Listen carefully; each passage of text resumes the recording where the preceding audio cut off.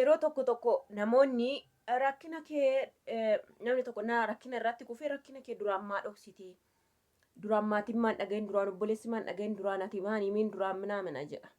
For example gaa'ela keessatti waasinii fudhadha jechuudha. Amma namni tokko erga du'e erga miidhamee isin fayyada dhaggeeffadha viidiyoo garuu biraan darbina.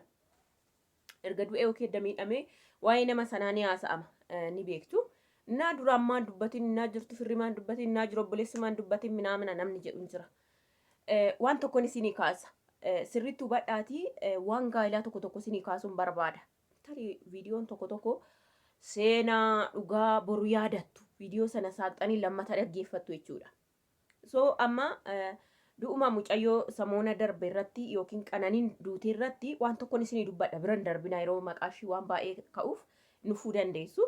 Inni immoo ibsa kennee ture hamma erga ba'e miti nana sa'a jedheen dhiise. For example akka inni ibsetti nyaadhu isaan kaadhu dinnicha nyaadhu. Akka inni ibsetti for example nuti yeroo hundumaa rakkina tokko hin qabnu jedhe mana keessatti rakkina tokko hin qabnu depressionii qabdi jedhe. Depressioniin maalirraa ka'e? For example depressioniin nama kana warri hin beekan warri depressionii akka qabdu hin beekan erga isatti dhufte waggaa 2 keessatti depressionii qabdi. Depressionii qabaachuu isaa ishii ni beeka. Okay. Itti deddeebi'ee depressionii kana keessa ishiin gallaaniin hojii wayii akka jalqabdu godhee jedhe. Tokko anumaayyuu agargaartu jedhee minaa jedhe. Okay. Waa tokko hubadhaa dhugaan isiniin jedhe. Ishi hojii sana iddoo hojjechisee depressioniin dhiise moo hin dhiifne jedhe immoo. Hin dhiifne depressionii kanaaf obboleessa waamee himee maatiitti himee jedhe. Haa ta'u kun hunduu haa ta'u depressioniin maalirraa ka'e? Namni wajjin jiraattu tokko depressionii namni qaama kooti jettee kakatte qaama kee depressionii yeroo mataan si dhukkubu yeroo iddoon kun si dhukkubu yeroo jilbi kee si dhukkubu wayi mana kimiin dhaqaetta wayi minaan amma fayyitutti hin dhiistu miti ree. Dubartiin kun edda isatti maxxante haadha manaati qaama isaati. Okay. Eshi sana booda immoo innuma kanan dubbanne garuu guyyaadhuma gaafa duutuurra kaanii mana kimii wajjin dhandhee mana suuraa wajjin dhandhee jedhe. Mana suuraa daa'ima horachuu akka hin dandeenye xiqqoo qananiin waan beekaniif qorannoo lammataa dhaqan. Qorannoo lammataa yeroo dhaqanii sababa dhaqaniif qabu. Dubbii dhokataa kan obboleessas isiniif hankaasa. Ishi galleetii jedhe.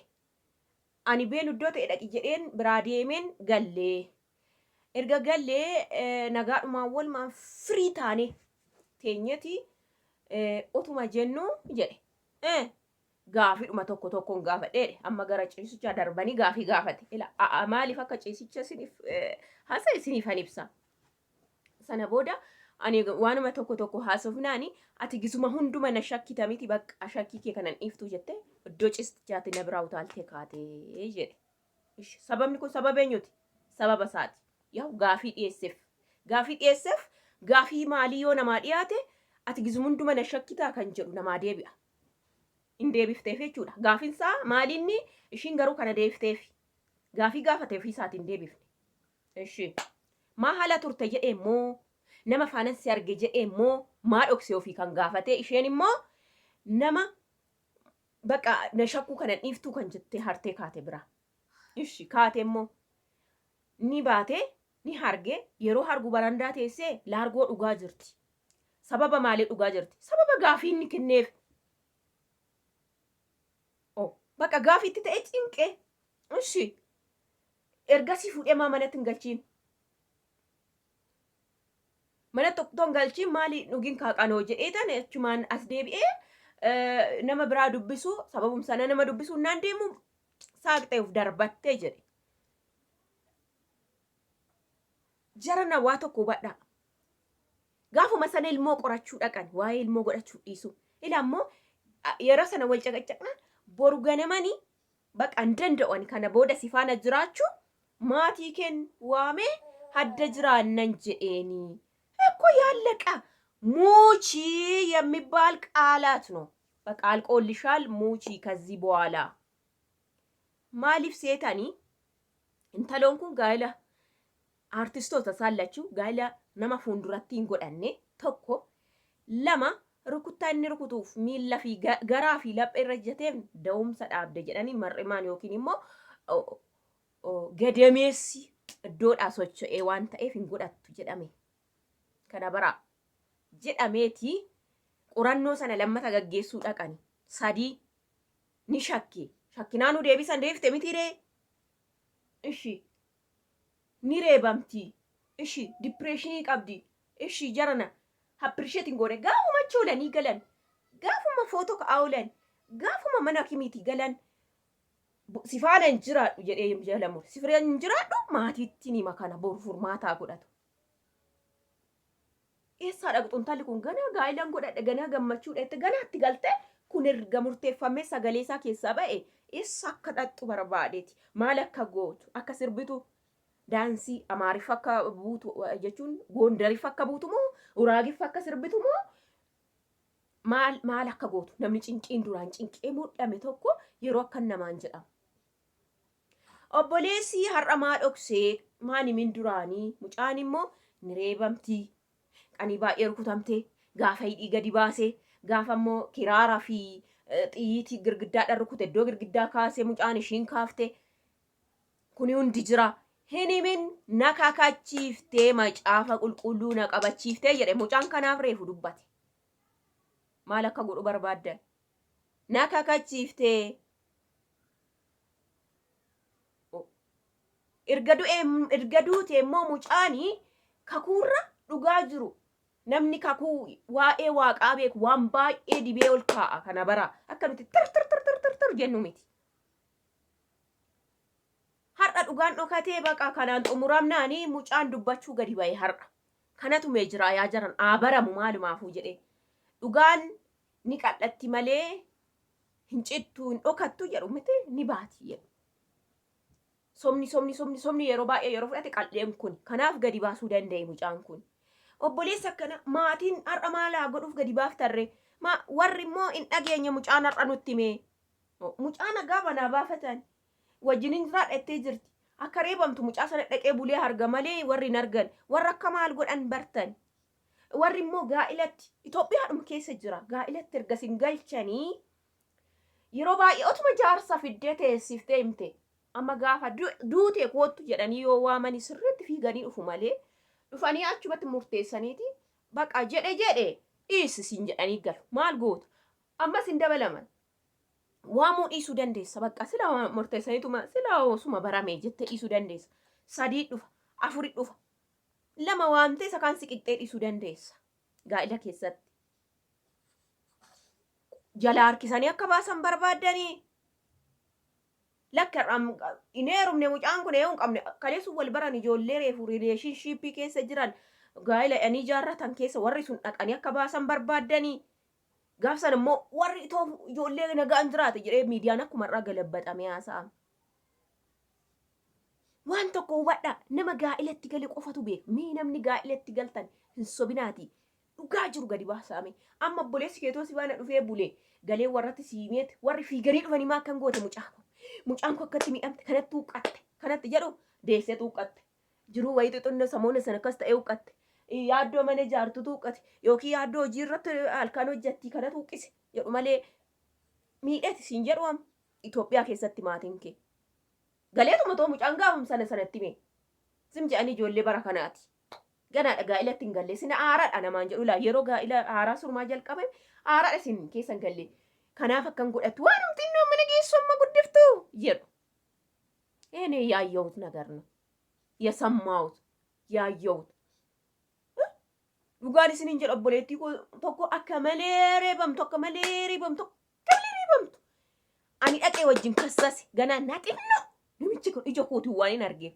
Kassase garuu geettiidhuma lol deebsan. Maatii numti kalee heerumsiisan. Maatii obbolaan numti kalee galii surmaa mana wayyaa jedhani. Eessa dhatti kaa koota siqi miidhamte kan jedhee bifaan ba'e miidhan sun garuu dhaqi jedhaniitti erga kassafne Kiristoosiin ganaa xiqqoo nan baradha. Silan ija kun ergi gir'an immoo dhiigni kun tokkicha na danfinaan xinnoo guddaa ta'e minaamin hin to'adhu. Hin galchan jechuudha. Ergasiillee baroota meeqa cafe otoo lubbuun keessaa baate hundumtuu dirii nyaachuu akka dhaqu nan beeka. Ani gin sanaan baqa garaa kutadheen dhiise. Ofitti fudhadhu mana hin qabu. Guddoo miti. abbaan hin jiru, haati hin jirtu. Baqa inni kan galchee mi deebi jedhe baqa gaaf sana nan bu'a warruma ani kan hin argees warri hin argine itti murteessee galches baqa jedhne nan dhiise ergasi. Garuu erga nala deeme inuma jirti ofi lubbuun inuma jirti kana nan gaafadha garuu. Inda ko du'a baqa ishii kana tafe malee sadarkaa sanarra kan jirtu dhame kan galchu namni ol galche. Baqaan dhiisaa dhiisi jenneeni isa kariin jenneeni baqa dhiis nagada jenneeni baqa dhiis kana jenneeni achum 100 deebisu jechuudha. Dubartii amma du'aatti meemachaa jirtu. Saatii sanatoo wanti sunirra bu'e kan duutee baddu jechuudha. Saatii sanattuu kan bulchuu miti wanti inni godhu akshiniin inni godhu guyyaadhaan torban sanbata dhufu gabaa olii yookiin wanta jedhee yookiin wanta godhee jechuudha. Achuma galchan otoo duutee amma mee maal godhu fakkeenya dhugaan anan jedhu jechuudha. Maatii isa kamiidhaan mucaan koo dhuguma hin miidhe namichicha baasaa nan galcha of biratti. Mukkeen dhaabadha kan jiru maatii isa kamiidha. Mucaan immoo kan sodaatu tokko daa'ima 2 kakachiifte 3 isatu dhaqa 4 yoo waan kana dhagaan gaa'illi ganaa waan ganaati waan ta'eefi gidduu galee mucaa kana jedhu tarii erga lolli ka'ee wal borcuun ka'ee booda deebi'anii haraaramu mucaan kun boruun jibbama namichaa sanaanii abbaa manaa ishii sana mucaan kana xiinxala guddisee bakka kanarra yaaduu hin danda'u. Har'a dhumni murtoon dhabamnaan garuu kanamee argee yaa namaa jedhee dubbate maal godheettu mucaadhaan miidiyaan mulu adhamaa gadi kaleessa raftan warri gumaa isinii laachuu didee kanaaf jarumtu warra gumaa nyaachuu barbaadu miti yemir mucaa bareedduu akkanaa dhabanii maa gumaa waan itti nyaachuu dhaqan hin qaban. Gaa'ila irratti waan gumaa nyaachuu ka'an waan hin qaban. Garuu gaa'illi Itoophiyaa dhugaatti hin baraa. Akka hin ajjeese dhugaatti hin baraa. Tokko ana nan dubbadha fakkeenya akka hin ajjeese harkaan xaqqi hin goone garuu akka hin ajjeese tokko baraa. Harkaan hinaane fooqirraa baqa quba isaatiin tuqee hinaane. Sanaan ala tokko wajjin oolanii qorannoo daa'umsaa godhanii footoo ka'aa oolanii galanii waliin mormani. Mee iddoo ani wal coqicciqii kaanee jechuun waliin waa gaggaafannaan baqaatiin shakkuu kana dhiiftuu jettee kaate iddoo ciisichaati. Kana jechuun maal jedheen iyyuun giiftii koo jennaan ishiin sana deefteef. Achi immoo ishiin jalaa diddee kaanan dhaxxilaa argoo dhugnaan bakka akka kanatti sin danda'u boruun hadda baana maatii keetti sima jedheen. Achiin dammaunsiise jechuudha sagan. Galaafatame jechuudha. Warra keetti sima adda baana kanarra sin danda'u. 2 kalee dipireeshinii qabdi moo sabira dhuftee dipireeshinii. Dipireeshin kan maalirraa ka'e? Ilmoo dhabiinsarraan ka'e gaa'ila edda ofitti siksee sammuu ishii cabsimu warra biratti dipireeshinii warri immoo hin beeknu dipireeshinii qabaachuu ishii. 3 da'umsa akka ishiin shakkii xiqqoo hin qabdu beekama. Mucaan akka dubbatutti mar'imaa ishiirra gaafa tokko ijjatee lapheerra ijjatee ennaa rukutu dhiite waan ta'eefi gadeemeessi daa'ima baatu sun hin feel waan ta'eefi isa laaluudha dhaqan. Tokko isaadha kan inni ciqitti kaasee yoo kan ishiin akka of duutu abdii waan dhabde wayitu jira ganni kanatti kan ishiin of ajjeefteef abdii dhabdetu jira sanaan. Ishi akkan maal ta'u barbaaddee miti jetteeti bakka jara bitare sagalee kana jedhuu dhageen achiin of darbattee jedhe. Kana jechuun bakka inni naane malee jechoota isaatiif haasaa isaatiif gochaa isaatiif of darbattee jechuudha. Waan biraa maal barbaachisa? Eenyu akka ajjeese alaa fiduu barbaaddan? Bakka siifaa bal'atuu jettee ofaatee jedhe. Soba kunoo sagaleen isaanuu gadi isinii dhiise. Ofaa bal'atu siifaa bal'atu bakka jettee sababa isaa tofaatee jechuudha bar tokko. Sababni da'umsaa sababa inni kaleessa dhiitee irra jate onnee ishii garaa ishii mar'imaan gadameessa ishii irra jechuudha. Sababa sanaa dhabamee jira. Mucaan kunoo dubbataa jira. Suuraa gadi baasaa jira. Haasa'aa jira. Innumtu immoo wajjin oollee mana kimiis iddoo footosii jedhe. Eeyyee oolan maal kaaseef maal irraa kaateet immoo ati nan dhiistuu shakkii kana jetteeni haal garraa buute. Maan gaafatiseera. Kan biraa maal akka kanarra maal akka mul'iftu duutee baddoo kanarra immoo isa caalu akkamitti mul'iftu. Isa kana isurumaa isatu dubbate waan isaa tolu. Kanarra maal barbaaddani akka maal dubbatu. Gaa'ila keessa quuqaa baay'ee jira. Gufuu baay'eetu jira. kan taanetti kan dhokseesu kummatee jiru fiila isaa kanaan ba'u baay'eetu jira. Dubartiin innaan minnik jettu dhugaa sina bacam goobasiidha dubartiin dhoksituudha. Amma narra darbutti jetti, amma du'utti surmaa jetti, amma ilmoo kootiif jetti, amma skii diinni nan arginii meeskii jetti. Bakka gaaf gamuuf qoonqoo ishee yookiin lubbuu ishee yookiin raayishii ishee kanatti fudhatte jechuudha. Isinii galee dhadhaa kan dibu hin jiru dhiirri Itoophiyaa eenyu ishiituyyuu. Yemir tokko yabaasaa bifa ishii fakkaata jechoonni ishii jechuudha. Bifa ishii.